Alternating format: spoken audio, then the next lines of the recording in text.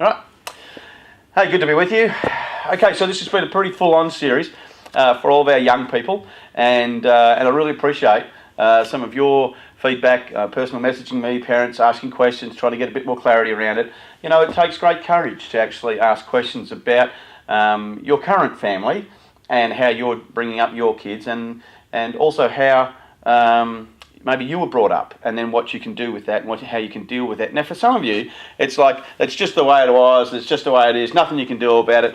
Well, that's not exactly true, because the fact is, if we don't look at some of the stuff and some of our behaviours, we are actually sort of setting ourselves up to repeat that generation after generation.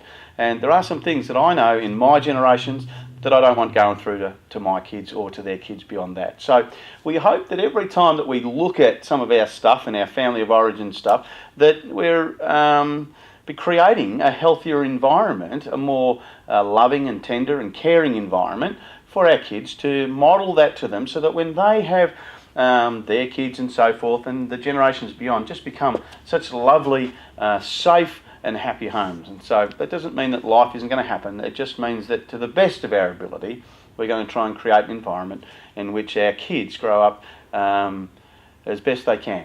We know that at some point they might need some help. And so, as we recap back a little bit from our wall, of course you can see it's pretty full on now. The tree has borne much fruit, and some of it negative, some of it positive, some good, some bad, whatever you want to call it. But it really is, the reality is, this doesn't change. It just kind of, we have our seasons in which sometimes things are greater than others, and sometimes we're experiencing blessing and an increase, abundance, and other times we're experiencing a famine. It can feel like, both emotionally, relationally, financially, health-wise. We can kind of look at all that, but that's the seasons that we live in. That's what makes us human. And so I really want to encourage you, don't stop looking at this. If you see a behaviour that's coming up in your life or in your family, or you think what is that in them, maybe it's time to step back, have a little bit of a look at it. So tonight,